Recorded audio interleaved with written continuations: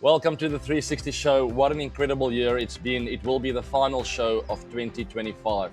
Looking back at the year, RCB lifting the trophy, the Proteas over there at the WTC lifting the mace. I was part of a championship team, WCL champion South Africa. What a phenomenal year. I also launched the 360 bets. A lot happened, and there will be a lot on today's show. So let's go.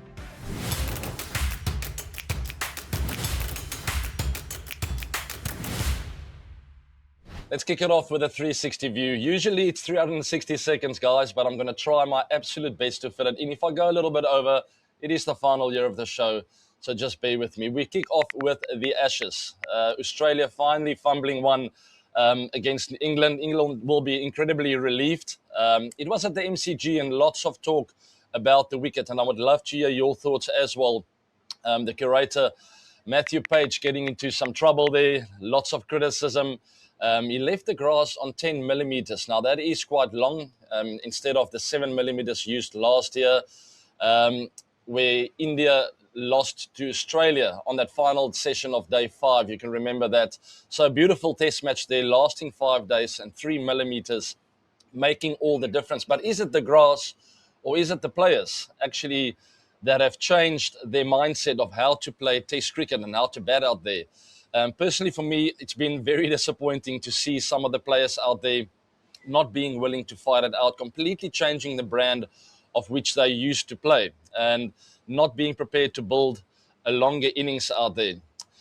Captains do have an input when it comes to what they would like when it comes to the wicket, especially obviously when you're playing at home. So I'm very sure the coach and the captain would have been in the ear of the curator, but leaving it at 10 mils, I'm not sure that was part of the plan. The test match only lasting shy of 2 days, which is obviously not what anyone would want. And we saw Ben Stokes talking about the fact that he doesn't think it's a good ad for test cricket. And maybe he does have a point, but I still think it is a case of where the batters are also not pulling their weight. Yes, you can have a go at the groundsman and say maybe the wicket wasn't good enough for a 5-day test match. But I do still feel some of the batters might have to take responsibility as well. We heard Greg Chappell talking about the hype of modern day cricket, and I think he really does have a point. The speed, the power, and the natural game has effectively killed the skill of survival, Greg Chappell said. So how does T20 cricket affect Test cricket? And I do think it's played a bit of a role, and also brands that people and teams have sort of adopted. We know about the Bazball now with Brendan McCullum, introducing more aggressive approach in Test cricket. And yes, T20 cricket might have played a role in that. Players realizing that they do have the ability to take a game away from an opposition team within a session or an hour or two. And there is a time and a place for that, but it comes down to balance. And I very often refer to that, guys. When you want to be a good Test cricket player, you need to have a balance between aggressiveness and pulling back and being able to absorb the pressure. And I do feel the teams, both batting teams over there at the Ashes, have been guilty of not having that balance in place, not being willing to fight it out for an hour, almost just completely going overly aggressive. Yes, it's paid off for some of the batters, like Travis Head, for Harry Brook, which is very entertaining to watch, especially Harry Brook. I watched him the other day coming down the wicket on that first ball, a couple of edges over the slips, then a wonderful cover drive for 6, and then he sort of cheaply gets out. So it can be very frustrating that players don't have the ability anymore to sort of shift gears. I very often refer to shifting gears, and I think that is exactly what you need in Test cricket, and that's what's been lacking. So yes, groundsman, maybe get that wicket a little bit better, get it down to 7 or 8 mils, so the Test matches last for 3 or 4 days at least. But batters, please, it's time to come to the party and have a bit of a balance out there in Test cricket. That's it from the Ashes, guys. We move on to SCG for that New Year's Test. It's just right around the corner. It is 3-1 to Australia, and they do have the Ashes in their pocket, but there's still a lot to play for England, as that win at the Boxing Day Test match was their first win in almost 15 years. So they will sort of try and take that confidence, take a bit of momentum, try and make it 3-2, consolation prize. It will be a fantastic achievement to go back-to-back Test wins for England. So lots to play for, but Australia will be incredibly happy. All the pressure is off now, and they can just go out there and free themselves up. Not that the batters need any more freedom, but they can sort of play a little bit without pressure, which will help. So lots to play for Team England. We'll see how that unfolds over there at the SCG, one of my favourite grounds to play cricket at. I very clearly remember playing the New Year's Test matches there. Wonderful crowd. It's at the coast in Sydney, and just a beautiful, beautiful cricket ground with an incredible history. I've also played some ODI cricket there as well with the World Cup, scoring one of my favourite hundreds over there against the West Indies in a must-win match. So great memories, and I can't wait to watch that Test match on the telly. All right, let's move on to the SA20, guys. The season 4 begins. Seasons 1 and 2 were won by Sunrisers Eastern Cape. Last season, my Cape Town won with KG Rabada. Incredibly happy at the back end of that game. I remember talking to him, doing an interview with him, as I was part of the commentary team, and I will be part of the commentary team again, but only for that last week of the tournament, as I've decided to spend a bit more time with the family over the festive season. But just what a wonderful tournament, and I'm very much looking forward to this star-studded team for the Durban Super Giants. But I'm really quietly hoping that the Pretoria Capitals, after a slow start, will find a way to turn things around. Remember, they do have Devil Brevers there that went for a record fee of 16.5 million rand. Hasn't been able to pull his weight yet, but there's still a lot to play for there. He finds himself in a star-studded batting lineup. Shafane Rutherford, Andre Russell is there, and just an incredibly exciting team. And hopefully they can turn their poor start around and find a bit of momentum. Beautiful, beautiful rule of season 4 that they brought in was 2 under 23 players per squad, guys. And I really hope other leagues around the world will catch on to this. It's just wonderful for the growth of the locals cricket, right? For the Proteas and for South African cricket, it is brilliant. So 2 under 3 players must be in each squad, and it's just great for the pipeline for the Proteas and the future. It can impact South African cricket tremendously. As you know, there are 6 teams, so it means 12 rookies will get exposure and will be seen like globally. And just wonderful foundation for them to showcase their talents, to gain a bit of experience, and to learn their trade, spending time with some of the best players in the world in the change rooms. Bit of controversy for you guys. Tabra Shamsi won the SA court ruling. Very interesting there. Joburg High Court ruled in favour of the spinner against Cricket South Africa. Shamsi had been granted a partial NOC, that's a no objection certificate to play at the ILT20, guys. Now, the problem is this overlapped with the SA20, and Shamsi was asked to come back, and that is where the dispute took place. Anyway, good news for Shamsi. He was granted to finish the ILT20, to come back for the SA20, and no hassles anymore, but it must have been a very stressful time for Tabras, as he went through a bit of pressure there and unnecessary friction with CSA. So what should happen in the future? I personally believe if a player commits to a tournament, he should be allowed to finish that tournament. And so therefore, individual contracts with each player needs to be done. And just good communication, right? I think every player needs to get into the CSA offices and other boards around the world, communicate exactly what you want as a player, which tournaments you want to play, have the discussions prior to these tournaments taking place. The tough part of that is the windows. And we know the big tournaments get these windows. There are no overlapping tournaments taking place, but unfortunately some of the smaller tournaments have to take a leap of faith and try and just get the tournament going. Like the ILT20, for instance, they didn't have another window. And unfortunately that clashed with the SA20. Talking about the ILT20, by the way, guys, it is the Desert Vipers who finished top of the log. They have come very close in the last few years. So we'll have a look if they can actually follow through there. They've had 8 wins from 10 games. And then also we find the My Emirates, the Dubai Capitals, and the Abu Dhabi Knight Riders in the knockouts. All of this action will be on fan code, so keep an eye out for those playoffs. It's going to be absolutely wonderful. A little extra note, the Desert Vipers are owned by Avram Glazer. He's the majority stakeholder of Man United. So things have not been incredibly good over there at United. So I don't know if I'm a big fan, and we don't know if we want the Desert Vipers to go all the way. No, all jokes aside, it's been a great tournament. All the action is live on FanCode, guys. Do not miss any of that. Also, the Super Smash is taking place over there in New Zealand, a wonderful league that really focuses on some of the youngsters getting exposure there. Guys like Rachin Ravindra gets an opportunity to get pressure tested in leading roles. And it's a strategy that strengthens New Zealand cricket's talent pipeline and provides homegrown players with the visibility needed to reach the international stage. And I really love that. That is the smash. And by the way, you've guessed it right. That is also on Fan Code. If you're over there in India, do not miss any of the action. Fan Code also has a lot of football action, guys. So make sure you do not miss any of that. Bafana, my team has made it through to the 16s, finishing just a close second to Egypt. A little bit unlucky there not to finish on top, but we are very happy as South Africans to get them through to the round of 16s. Keep your eyes on all the action there on Fancode as well. And then there is La Liga. Speaking of Fancode, it's also on Fancode, guys. Lots of great football to watch. Lamine Yamal, all the talk is about him. He will be live in action versus Espanyol for Barcelona. But what I want to say about him, he's only 18 years old and he won the best forward of the year.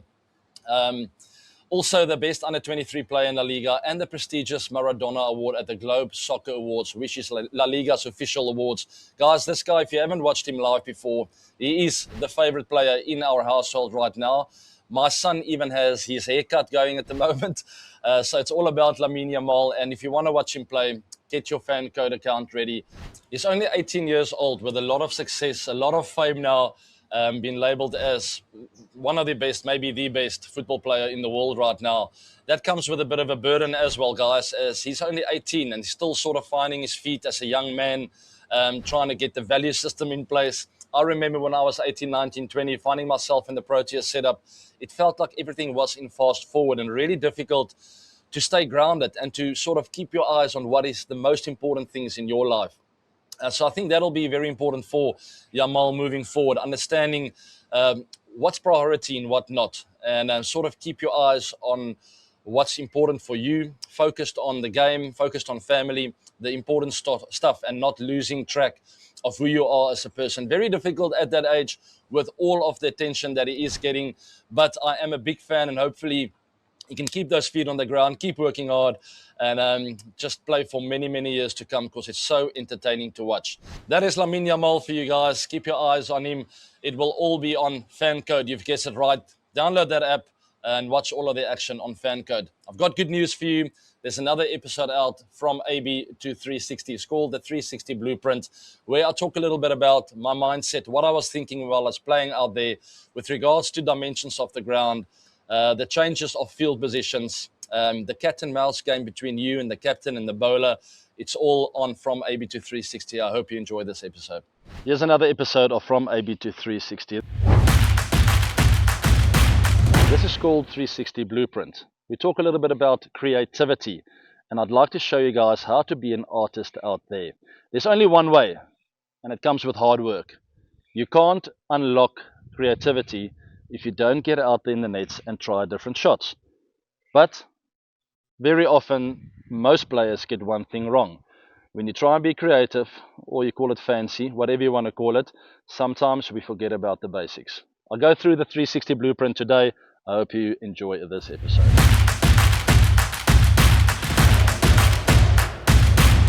You've seen me play all around the park.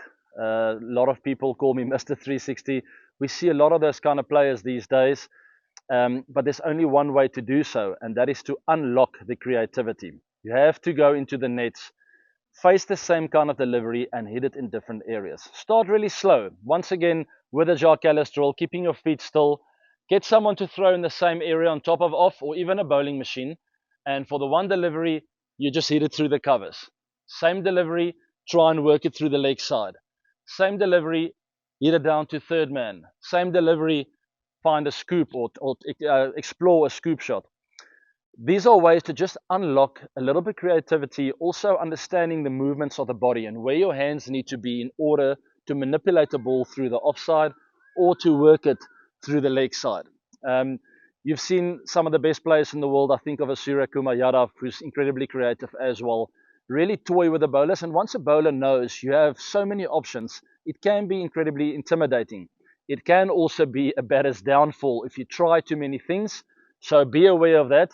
This is only for the nets, just to unlock the creativity button that I would like for you guys to do in order to create that 360 blueprint And each individual, every player is different. There's no use in you trying to be like me or Virat Kohli or Steve Smith or Jacques Ellis.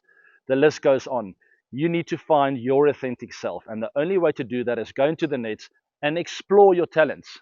Try and hit the same kind of delivery in numerous areas.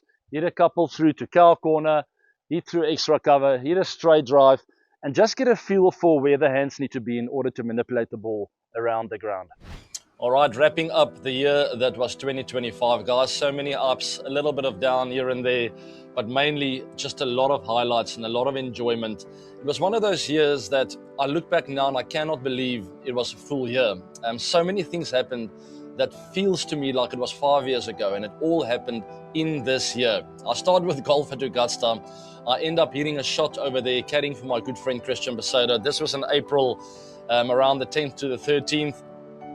Absolutely phenomenal experience being at the Masters, watching some of the best players in the world, and then putting the caddy overall on and getting to hit a shot at Augusta.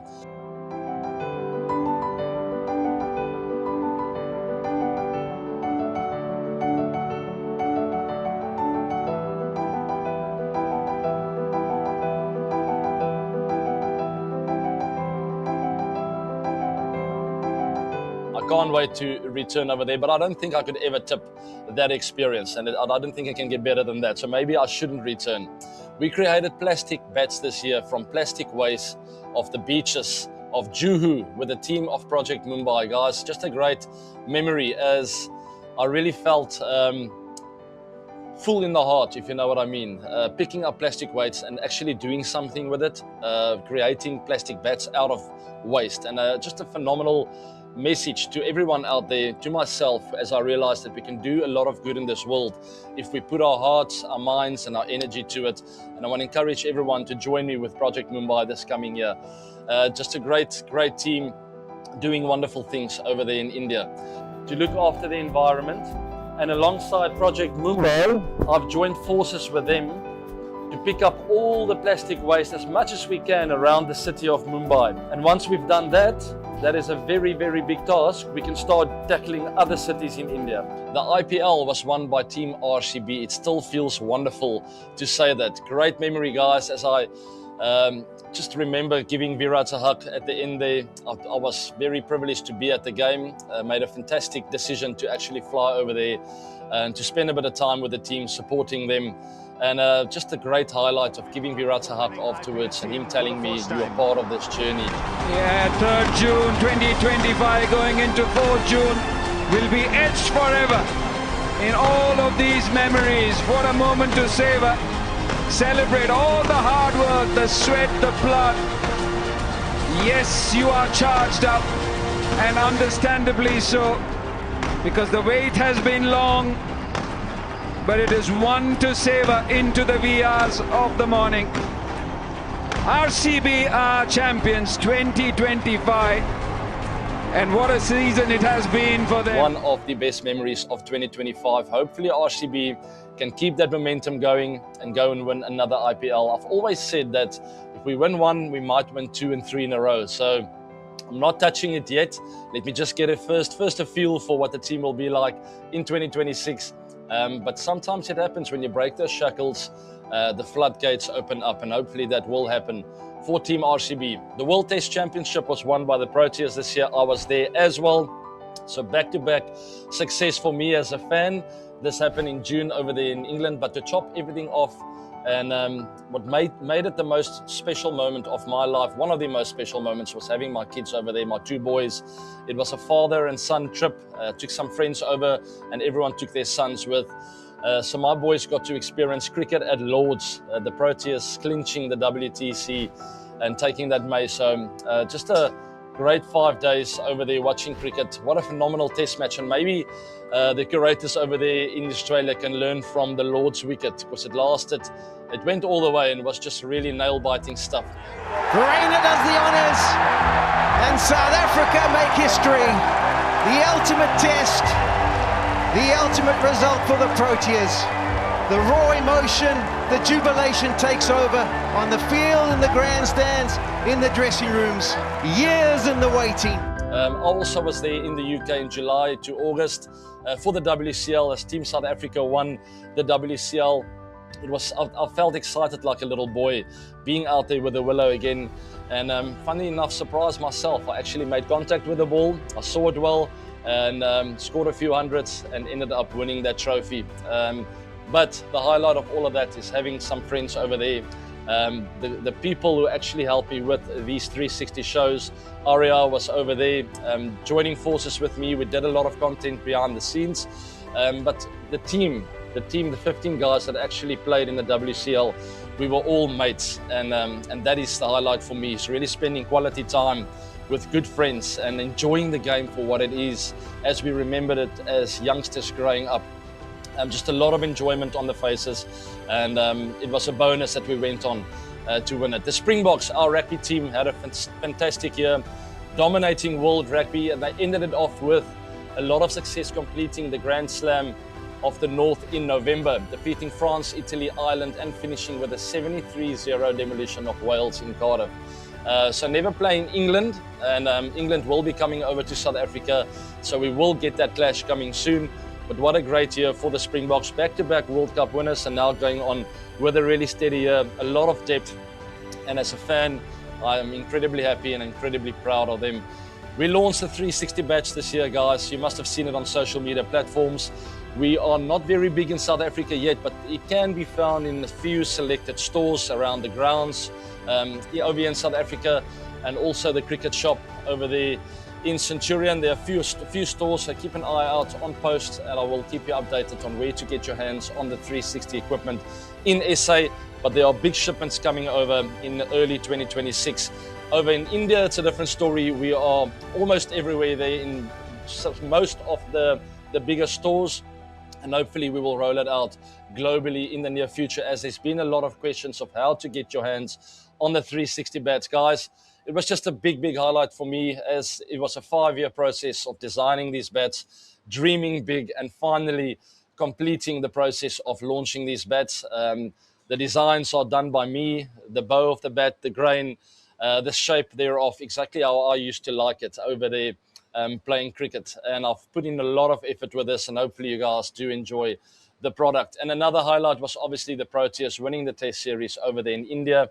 Yes, not winning the T20 or the ODI series. There was sort of no surprise to me, as Team India's depth in the white ball version of the game is absolutely outstanding at the moment. But winning a Test series in India is no easy feat. Trust me, I've tried many times and never succeeded. But the Proteas finally did that. What a great win. Since 2000, that's the last time it happened. So it just shows you how incredible that win was, winning 2-0. Phenomenal moment of 2025. And that wraps up looking back at this great year. But I do want to talk about a couple of other things. Movie nights, songs, and books, and all kinds of things that stand out. And I want you to let me know as well, which movies did you enjoy this year? Which songs were you listening to? And did you read a book? And how many? And which ones stood out? To me, songs, Alex Warren, Ordinary, absolutely great song. Right now, over here at the beach, I am listening to songs of Rufus Du Sol, a bit more dance party vibes. Inner Bloom, one of my favorites. It's a 9-minute song. It peaks around minute 5:30, somewhere there, where it really gets into the tune. But when I sit back and I relax and I just stare at the ocean, that song comes up. A big highlight for me was watching a movie with my family the other night, Mrs. Doubtfire. Yenta didn't really enjoy it. She was scared of this funny-looking woman that turns into a man and then a woman again. But if you haven't watched it, it's a great family movie. My boys absolutely loved it. They laughed, and we cried, and we just had all kinds of emotions. Definitely one of the highlights of my year, and something that I remember.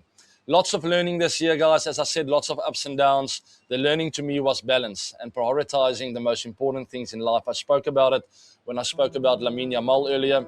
And I want to encourage you in 2026 to always think about balance. What is the most important thing for me? What's less important? And prioritizing the most important things that make you happy. Think about yourself as well. Don't just think about others. Yes, we want to impact other people's lives, but when you are healthy, feeling good, mentally in a stable position, you can actually go and spend energy on other people. So to me, 2025 was all about maintaining balance, and that will be my motto going into 2026. What will be AB's balance for 2026? What will your balance look like, and what will you prioritize in life? Guys, I want to wish you a happy new year. I hope you enjoyed this festive season with your family, your friends. It was Christmas, New Year's coming right now. This is the New Year's show and the last show for 2025, and I hope you enjoy it.